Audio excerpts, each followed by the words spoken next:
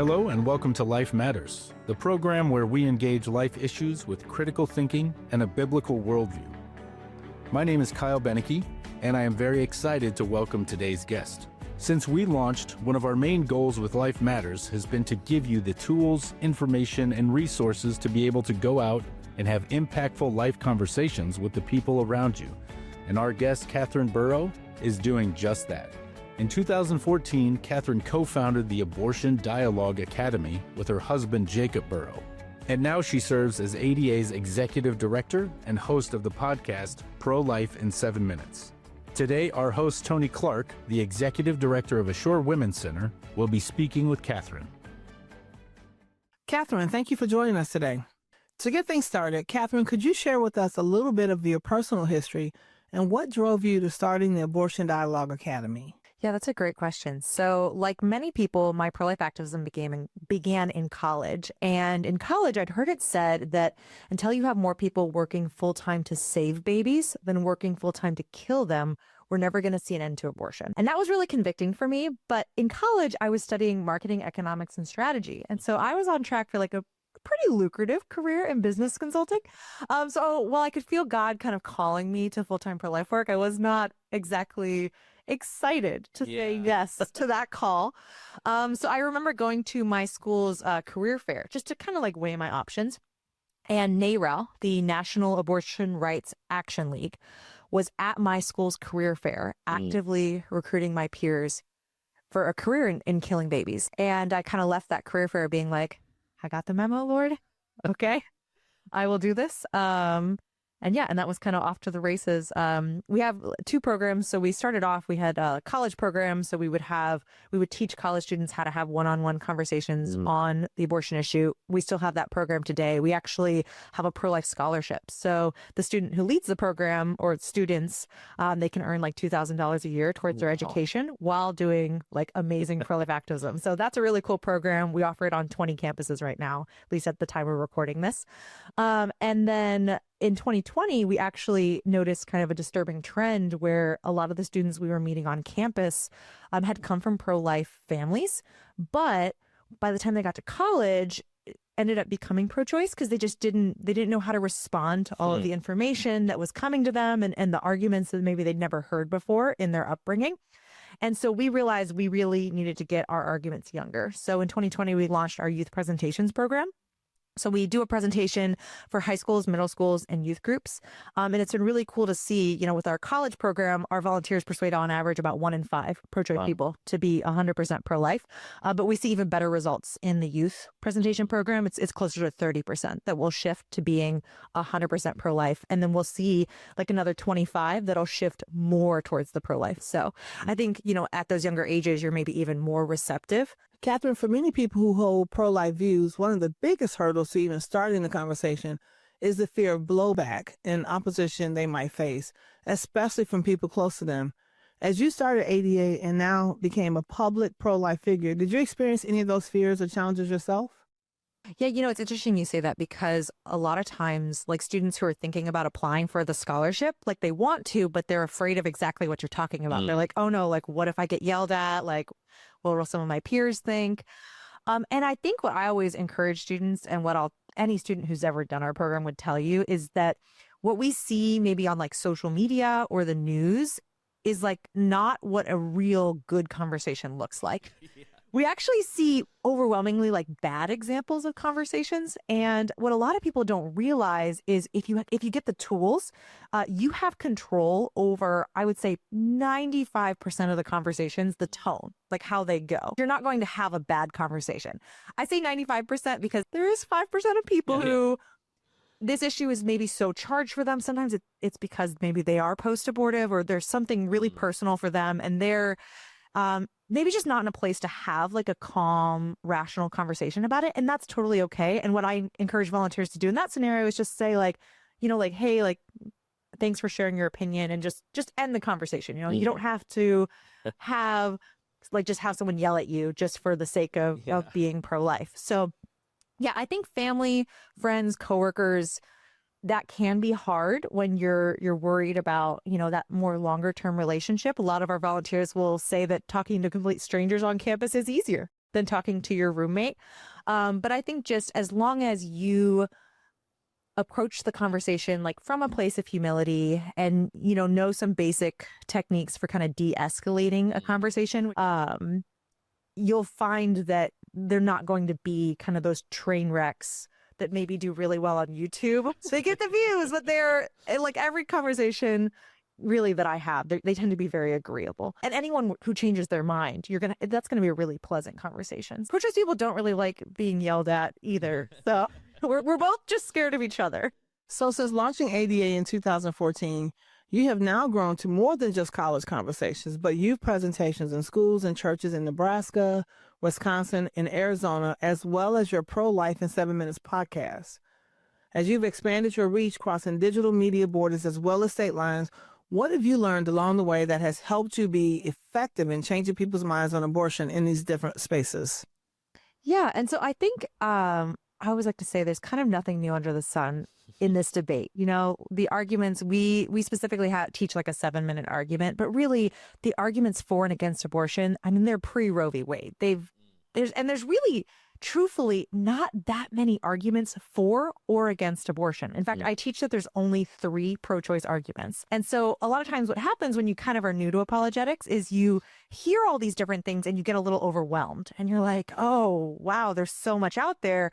But once you realize they all kind of fall into like one of 3 buckets, it really demystifies things and makes it a lot simpler and less overwhelming. So, the arguments they're making in Wisconsin, the arguments they're making in Nebraska, the arguments they're making online, they're pretty much just one of the same 3 that they've been making, long before abortion even was legalized. And so the arguments are just, the first category would be a circumstance argument. So this is an argument that is assuming the fetus is not a person and therefore talking about something else. And this is mostly what you're going to hear that people get stumped on. So like Pete talking about like poverty, talking about overpopulation, talking about the foster care system. All of these arguments are assuming that the unborn's not a person. And they're making that assumption because a lot of times they don't make any sense if we were talking about like a born child, for example. Like nobody would say, oh, the foster care system's so bad, so why don't we go and kill all of the children in foster care as a solution. Nobody says that, obviously. And because the argument isn't really about foster care, even though those are the words they're using, the argument is the assumption that the unborn is not a person. And so that's the first argument. The second argument is a personhood argument. So this is an argument that it's not just assuming the unborn's not a person, it's arguing that they're not a person. So this is like, it's just a glob of cells. It doesn't have brain activity. It doesn't have these different abilities yet. And then the third argument would be a bodily rights argument. So like maybe it is a person, but because of my body, I have a right to kind of do what I want. And so once you realize that things just fall in those 3 camps, and most things are circumstance arguments, it gets a lot easier, I think, to have conversations. We are targeting right now predominantly, like our long-term vision is, our program does really well on a 4-year university that has at least a 10,000 student population and is public because we need those freedom of speech rights. And we also need enough students for our volunteers to talk to. They'll talk to like 1,000 students. So smaller campuses tend to not work. So there's 181 schools that actually meet that profile. And we just started by looking at what states were kind of more battleground states and starting to expand into those. But it's interesting what you said about the emotions. And because one of the things with persuasion is, we can't think rationally when our emotions are heightened. And so one of the jobs of the pro-life person in the conversation is to de-escalate the conversation, because otherwise the pro-choice person is not even going to really be able to hear you. Like if they're super upset, when we're upset, we can't think rationally about something. And so if you're trying to present a rational argument to someone, like they have to be calm. And so keeping the conversation calm is one of the most important parts of persuasion. Most of the people that you meet on campus, like we think of pro-choice people and we think of this online stereotype, which tends to be, you have to be really passionate about the abortion issue to post about it online. So that's kind of self-selecting for a very extreme person. And that's not really your average pro-choice person.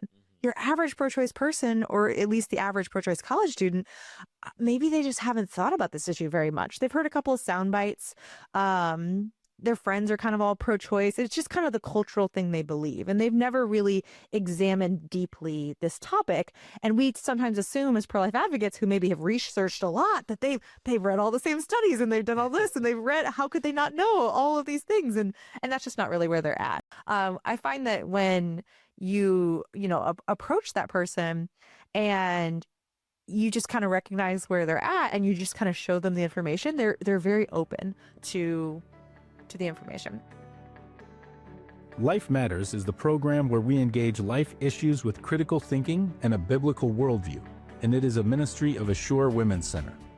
Assure Women's Center is a nationally recognized pro-life pregnancy center based in Omaha, Nebraska. Did you know that you can connect with Life Matters online? You can find all of our previous episodes to review for yourself or share with the people in your life by visiting firststeptolife.com/Life Matters, or on Facebook at First Step to Life Omaha. Sharing our episodes and encouraging us with a positive comment is a completely free way that you can help us get the pro-life message out to more people. Today, we're joined by Katherine Burow of the Abortion Dialogue Academy, and we are discussing the amazing work they are doing in educating our youth as they work towards ending abortion by changing the culture. Katherine, thank you again for being here today. We're learning so much from you. So one aspect of your work with the Abortion Dialogue Academy is the Pro-Life in 7 Minutes podcast, where you walk your listeners through many of the common arguments for abortion. And your methods have been proven effective through the interactions your team has on college campuses. In our remaining time, would you be willing to walk through a few of those arguments to give us an idea of how the argument is presented and what those discussions look like? Yeah, go for it. To start, what advice would you give for starting these conversations? Are there different approaches that you use on a college campus versus a pro-choice family member? Yeah, the biggest tip I can give is to do what's called building common ground. And so building common ground is essentially where you find something that they're saying that you can say out loud that you agree with. And what I like to remind our volunteers is that a lot of times these students maybe have never talked to a pro-life person before. And so they don't know that you think rape is horrible. They don't know that you care about children in foster care. Like they don't know. All they know of pro-life people is kind of this caricature that they've seen online. And it's like a monster that hates women and wants everyone to suffer and be barefoot and pregnant. That's what they think in their mind. And so you have to actually take the time in the conversation to say, like, I agree with you, like that, I don't want women to suffer. Like I agree with you, that there are issues with our society that make a woman really want an abortion. And so common ground, it's about being truthful. You're not just going to say like, yeah, I agree with you, abortion should be legal. You're going to find something truthful that they say that you can build common ground with and vocalize that. And that really de-escalates conversations. So let's start with an obvious one. We always hear that men should not have an opinion when it comes to abortion. And so how would you respond to that argument that men shouldn't have an opinion because they're men? Yeah, well, the first thing I do want to say, just for men out there, because I think sometimes pro-life men can feel discouraged because they get this so much. When we look at the statistics, our male volunteers are just as persuasive as our female volunteers. There's actually no difference on persuasiveness. Women are slightly harder to persuade, and obviously people who are post-abortive, harder to persuade, and people who are more extreme in their views are harder to persuade. But the gender of the volunteer that's talking, no difference. So guys, you're just as effective as your female peers. You don't get a pass on talking about this issue because it doesn't impact.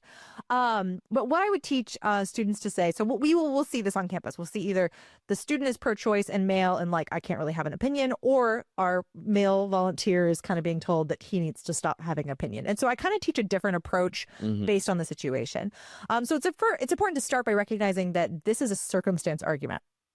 It doesn't make any sense if you applied it to like a newborn. Like, you would never, as a guy, have a friend coming to you being like, I have this baby that's a newborn and motherhood's really hard and you just don't get it because you've never been a mom. So I'm gonna kill my baby. And you shouldn't have an opinion on that or try to stop me or intervene in any way. Like nobody would say that, obviously, because the newborn is a person. So at its core, what's happening here is the pro-choice person is assuming that the unborn is not a person.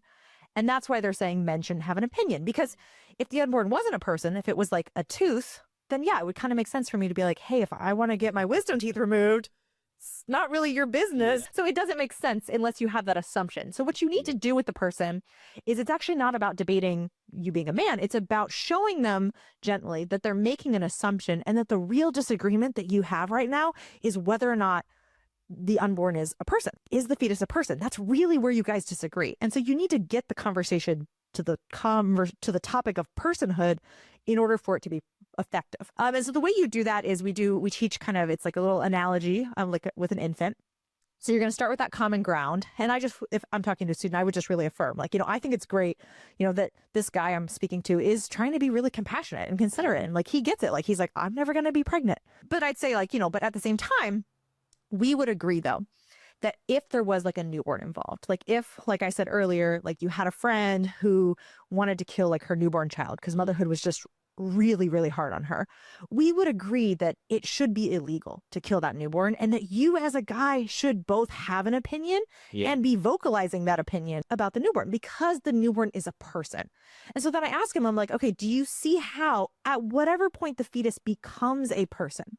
And we're not even arguing when that is yet. We just want to get them to personhood. So at whatever point the fetus becomes a person like this newborn, then you as a man should 100% have an opinion and vocalize that opinion because now this is killing an innocent person. This is a human rights thing. And a lot of times the guys we'll talk to will see that. And then it's, okay, well, now let's talk about like, what do you think the fetus would need to be considered a person? Like, what does it currently not have that's different than that newborn baby? And that's really where you need that conversation to go to be effective. On the flip side, though, if you're the pro-life man and you feel like you were trying to do your activism and now you are being maybe a little berated, told you can't have an opinion. We do teach kind of another little technique you can use. It's like a voting technique. And so if you have someone who's maybe telling you like, you shouldn't be doing this, you shouldn't be pro-life, you shouldn't be out here talking about this, which really doesn't happen very often, even for our male volunteers, but it will happen occasionally. What I teach them to do is just to be like, okay, but like, we both agree that I, as an American citizen should vote and, I should be an informed voter. I need to like know, issues and what the issues are. And I think one of the best ways to do that is to go out and have conversations about it. So that's what I'm trying to do, is to talk to people about this topic. Okay, what about the horror story argument of back alley abortions? What if I said that by removing safe and legal access to abortions, it would only cause more pain, suffering, and death for the women who need abortions, but are no longer able to get them? Yeah, so that is, once again, a circumstance argument. And so essentially this argument, it only makes sense if you assume that the unborn's not a person. And so like an analogy that we'll actually use in our youth presentations, because, this is one of the things we talk about in the youth presentations, is like, if you imagine, there was actually a true story a while ago of a woman. She was very mentally ill and she gave birth to her baby and she killed her baby by throwing the baby out of a high-rise apartment building. Yeah. Really sad, really sad. Now, this didn't happen in the news story, but we tell the students, like, hypothetically, though, what she was doing was not only dangerous for the baby, but it was dangerous for herself. She's lost a lot of blood. She's leaning out of a window. Like, she very well could have slipped and fallen to her own death. And so we tell the students to just imagine, go with us as a thought experiment. Imagine that this had happened and this woman had died. And then all of a sudden the newspapers made a big deal out of it and you start having all these copycat cases and it's become enough of a problem that there's like a town hall meeting about this. Nobody at that town hall meeting would stand up and say, I know what the solution is. We need to make safe legal clinics that make it safe and easy for women to come and kill their newborns so that they stop dying in this horrible manner. Yeah. Nobody's going to say that. And the reason nobody would say that is because, killing an innocent person is not an acceptable solution to the real problem of women dying trying to kill their newborns, because the newborn is a person, And so this is where we're getting back to is, showing the student at whatever point the fetus becomes a person, killing an innocent person is not an acceptable solution to dealing with a problem like back alley abortions. And it's really important in these conversations that you are building common ground, though, that you do think this is horrible. Like, it really is a failure, I think, of our society that a woman would feel so trapped by her situation that she would feel like her only solution is to resort to an unsafe, illegal medical procedure. Like, how much have we as a society failed her, that is her best option in her mind. And really explaining, to the student, like, that you don't want women to die, that you think that, back alley abortions are horrible. But at the same time, killing an innocent person isn't an acceptable way to solve that. just like in my analogy from earlier, like acceptable solutions are like, early intervention, better mental health services. You can make a list of them.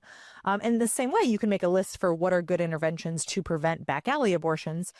Probably a lot of the work you guys do here, in providing that support so women feel like they have other options. But yeah, killing an innocent person, not an acceptable solution. So this is probably one of the most challenging because it really pulls all the heartstrings. And as pro-life Christians, of course, we do care deeply for people in these types of worst-case scenario situations. But what is your response to the arguments of rape, incest, or the life of the mother? Yeah, that's good. So rape and incest are going to be one set, and a life of mother is going to be different. I'll divide them out and I'll answer them differently. But the most important thing with rape and incest is actually how you handle it. So I have a whole podcast episode on it. And I think most of that episode is me talking about what not to say, because a lot of the ways we approach it do more harm than good. Like you'll hear people say, oh, well, rape is only 1%. Okay, but 1% of, all of the abortions that's happening, that is still a lot of women. And so I think starting, really with that common ground of, that rape is a horrible crime and that, personally, I don't think rapists are prosecuted enough. That's my own personal opinion on the topic. And that, it's horrible that a woman would have this happen to her and then to find herself pregnant on top of that and have to, wrestle with, does she have support? Is she a single mother? Like, what is she going to do in this scenario after this horrible thing has happened to her? You really need to articulate that out loud. And a lot of times our volunteers are surprised by that because they're like, well, doesn't the person just know that I think rape is like evil? And it's like, but if they've never met a pro-life person before, like they might not know that. They might not know your stance. If all they're used to hearing is pro-life people minimizing how horrible rape is, then yeah, you really have to take that time to really build that common ground and that compassion. And then, from there, it is a circumstance argument. So just saying, if there was a woman who, maybe she conceived in rape, she kept the baby, had the baby, but now every day she looks at the baby and it's reminding her of her attack and it's horrible for her health, her mental health. She's really struggling. We would still agree, though, that it should be illegal for her to kill that newborn child. It's a horribly unfair situation for both of them. But killing an innocent person isn't an effective way to solve her problem. And so in a similar way, at whatever point the fetus becomes a person, like, this is now killing an innocent person. And, that is not an acceptable solution to the real problem of rape in our society. So it's not that there isn't a problem and it's not that there isn't solutions. It's like, what is an acceptable solution? That's kind of the key there in answering that one. So, and then getting back to that conversation of like, okay, but so when are we a person? When is this a human life that we're taking? Life of the mother is a different argument in the sense that sometimes there are legitimate scenarios where a woman is going to die unless there is some form of intervention. Ectopic pregnancies are one of the most black and white ones. Life and mother scenarios can get really, you could debate those probably for hours in a philosophy class. But ectopic pregnancies, at least with our current technology, are pretty cut and dry. This is where, the embryo implants in the fallopian tubes instead of in the uterus. And with our current technology, like they can't move the baby. And if they leave, the baby's going to die, cannot grow to term there. And if they don't do something, there's a chance that the fallopian tube will burst and cause hemorrhaging, internal bleeding, and it could kill the mother. And so that's like an example of, clearly this is more of a self-defense and something has to be done. And so what I teach volunteers to do is a lot of times you have to recognize the pro-choice person you're talking to most likely doesn't even think the unborn's a person. And so debating with them like the intricacies of a life of the mother, when you're both not even on the same page about how many patients are in the room, is not typically very effective. And so what I teach volunteers to do is just to kind of build common ground that like, yeah, there are some scenarios where I think that intervention should be legal. We're in our stance as pro-life is not just, oh, you got pregnant, now you just have to die. Like that's not really the pro-life stance. And so just kind of affirming that and then getting to actually talk about personhood is more effective because like I said, you're not going to have, an effective, deep philosophical conversation about the intricacies of a life of the mother thing if you both don't agree on how many patients are in the room. And that's why, one of the things we teach them to say is, that, intervention can be needed sometimes. And all we really want as pro-life advocates is for doctors to treat the situation like there are two patients, not just one. Like we're going to have to trust doctors to make hard choices, but we want them acting like there are two patients, not just one patient. Katherine, once again, I want to thank you for joining us today and for all the work that you and the Abortion Dialogue Academy are doing to end abortion by changing the culture. Can you let our listeners know where they can find your resources and how they could even support the work of ADA?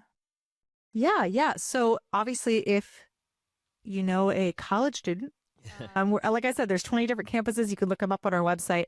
A college student who's interested in our scholarship, application deadline for that is for 2025, fall 2025. It's going to be May 2nd. So they should go apply for it. Like I said, it's a really cool program. You can earn $2,000 towards your education while like learning a bunch of pro-life apologetics and doing a lot of good. So I'd encourage, if you're a parent of a college-age student, if you are a college-age student, if you're a grandparent of a college-age student, send them to our website. It's www.abortiondialogueacademy.org/scholarship. So it's a little long, but that's where you could apply online. Additionally, we offer youth presentations. And so if you want to bring us in, we do like a lot of youth groups, high schools, middle schools, pretty much anywhere that'll bring us in. And so we've done homeschool groups as well. And then finally, we do offer a church presentation. So if you want to bring us in to a church or a small group, a Bible study, we could just talk more about our work that we do, the arguments we have. And then we have a cool program where you can actually pray for some of the college students on campus. It occurs to me I didn't even plug our podcast. So that's Pro-Life in 7 minutes. And all of this, scheduling a youth presentation, scheduling a church presentation, our podcast, the scholarship, it's all on our website, abortiondialogueacademy.org. We want to thank you for joining us on Life Matters this week. Life Matters is an educational outreach resource of Assure Women's Center in Omaha, Nebraska. Assure is helping women with unplanned pregnancies take the first step to life. To learn more about the ministry of Assure, visit firststeptolife.com. That's firststeptolife.com. There you can learn about the many services we provide, including how we come alongside abortion-minded mothers and empower women to choose life for her and her baby. You can also find information on our website about how you can partner with us in the life-saving work of Assure. Through your generous support, we can continue to save babies in Nebraska while advancing the cause of life around the world. Thanks for listening to Life Matters. Join us again next week at the same time right here on BOT Radio Network.